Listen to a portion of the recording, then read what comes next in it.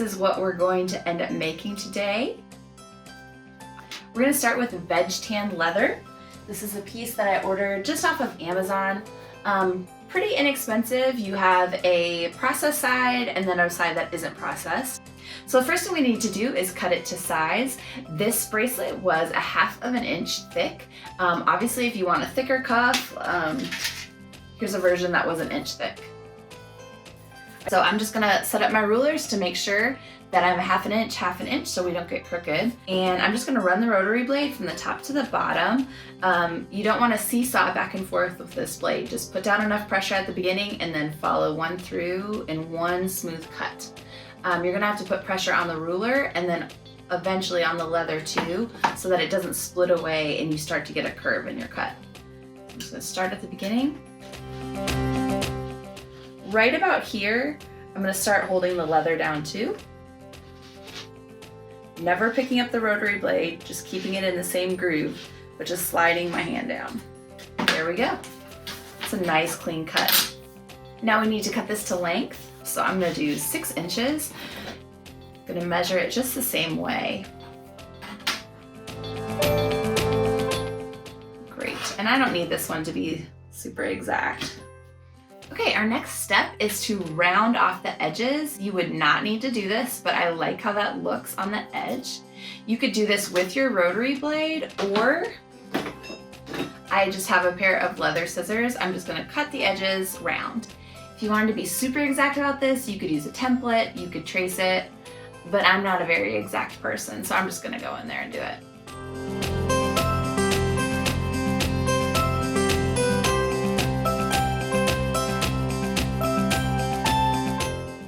The next thing that we're gonna do is we're gonna punch the holes for our findings. For me, I'm going to be putting in a rivet and then also this double-sided snap. This is one of my favorite tools. It's a crocodile punch. It has so many options. You can cut two different size holes here, and you can set a lot of different rivets and snaps, etc. up here. So I'm just gonna line up kind of in the middle. Again, if you want to be more precise, go ahead and do that.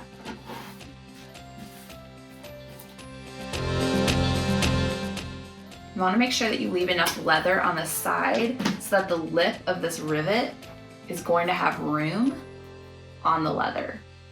So if you do it too close to the edge, it's going to overlap and be a little goofy.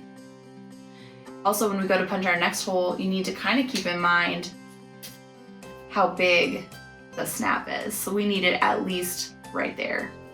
So I'm going to flip over to the 1/8 inch side.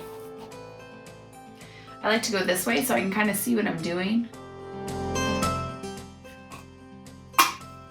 And do that on the other side. Okay, so now we have our holes punched, we have our edges rounded. So I'm just gonna use one of these guys. You can find this in the same area as you buy any of the leather things, okay? We can use them for dyeing. You could also just use a sponge, clean sponge, to do all of this stuff. I just think these are really cute. You can see that as I wet the leather, it does change color, which is really helpful because it's a good indicator if your leather is getting too dry while you're working. The way that this stamp set works is it comes with a handle and the letters are interchangeable. I'm gonna put my letter in. I'm gonna make sure that it's going the right direction.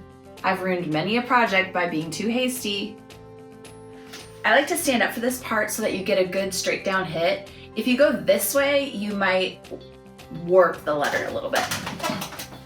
So I'm gonna stand up, make sure my leather is wet, place my stamp. Again, you can be as particular about measuring this out as you want to. And then I'm just gonna give it just a couple hits with this mallet.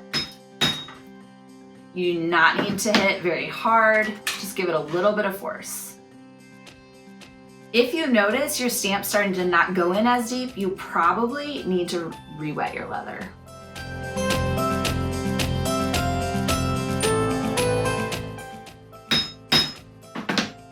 Which I'm gonna go ahead and do right now. You can see the color variation there between the drying and the wet.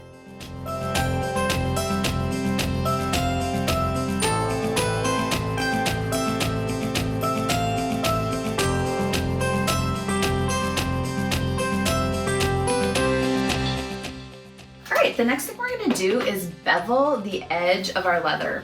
The reason we do this is because when we go in to burnish it, which is what gives a finished edge this really nice finished, kind of shiny, smooth look, if we do that without beveling it, it's gonna kind of mushroom over because basically we're gonna be pushing the fibers down on the leather. If we push them down without a bevel, they're gonna like a little muffin top. And I, you know, love muffins, but I don't want them on my bracelet. Okay, so this is a leather beveler. It kind of looks like bunny teeth or like my teeth maybe. It has a little gap. This is so the leather just fits really nice in that little groove. So when you're beveling the edge of your leather, again, you just want to make sure that it is wet. Leather works a lot better when it's wet. You can kind of think about it like clay. So I'm wetting the front, the side, and the back of this. Then I'm just gonna take my bevel tool, start at the edge. You don't need to give this a ton of force. You don't really need to bite in that much. It really just slides. Perfect. You see it just takes off that little edge. Flip it and do the same thing.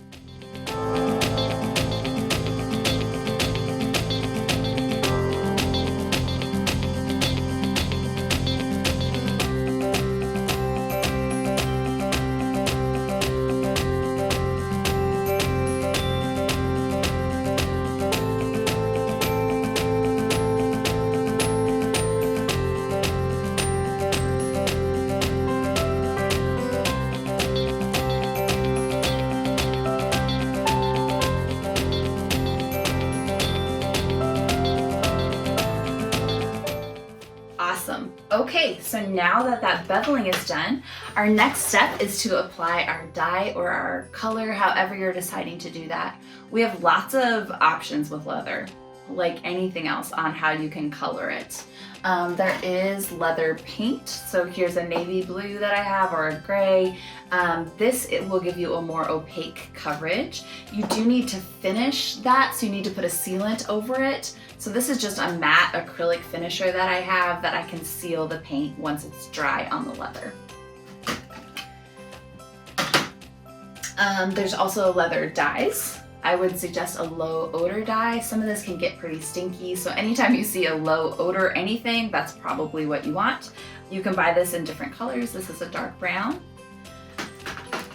Today I'm just going to be using this gel antique. It's a medium brown, and I just really like how it looks. You can combine the dye and the antiquing gels to get all kinds of effects, but I'm going to just use this today. I'm going to strongly recommend gloves. I never think gloves are important. I think, oh, I won't get messy. Guys, you're gonna get messy. I'm going to be applying the dye in circles across this. One, I really want the dye to get down in the leather. Two, I really want the dye to get down in where I stamped. Circles kind of help meet all of those little crevices. I can lay this on pretty thick. You can think of it like a wood stain, where you kind of knock off the excess later. I'm actually gonna put a coat on the back too.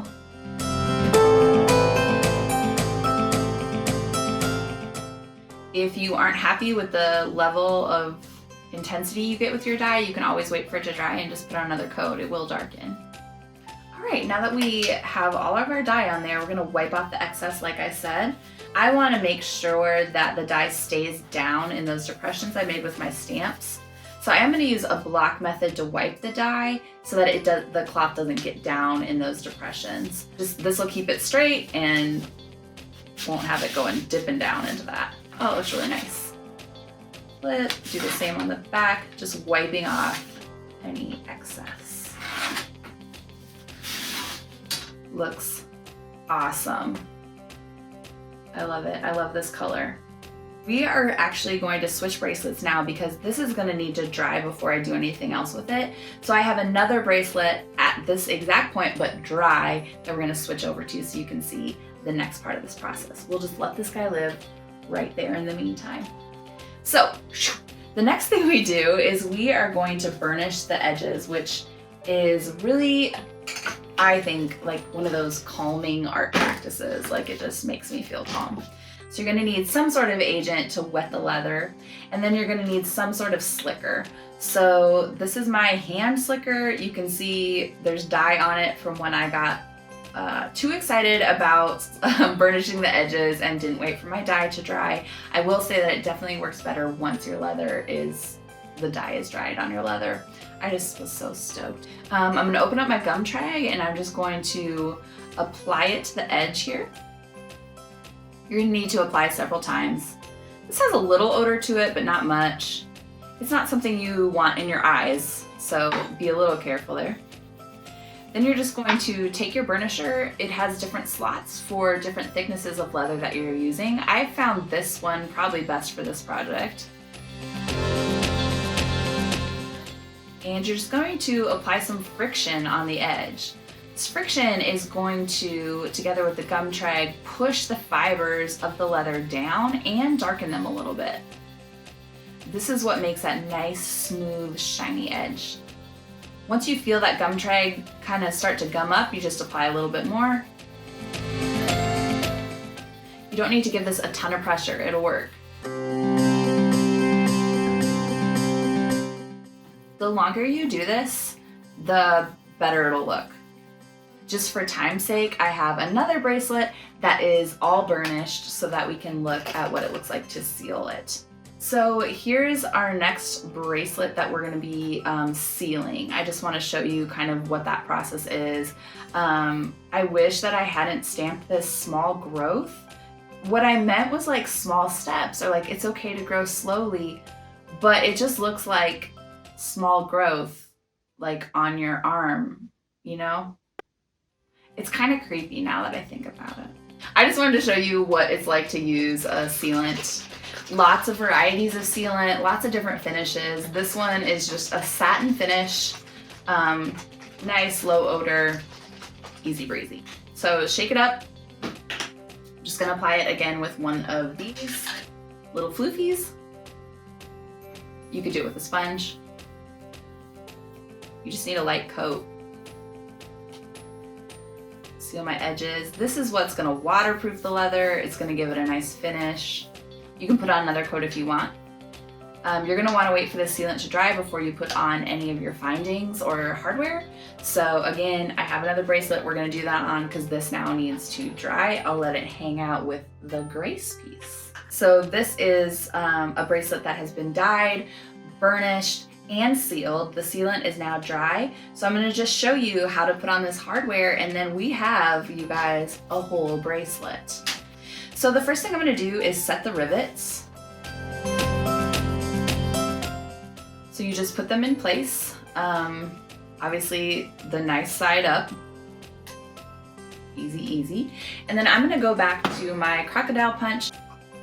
So I just position that in the rivet, pinch, and it's set. Okay, now I'm gonna put in these snaps. So doesn't super matter which side goes where. You fit them together, make a little bracelet sandwich, and we are gonna pound them down just to close that up. These are just jewelry pliers. You can use any sort of pliers to do this. To open up your jump ring, some people want to take a jump ring and pull it open like this. That's gonna kind of bust up the integrity of the jump ring. So the better way to do that is just to open it this way. And then close. My lobster on. Attach here. And there you go. That is how to make a beautiful, hand-stamped, custom, with pretty cool hardware, if I do say so myself, leather bracelet.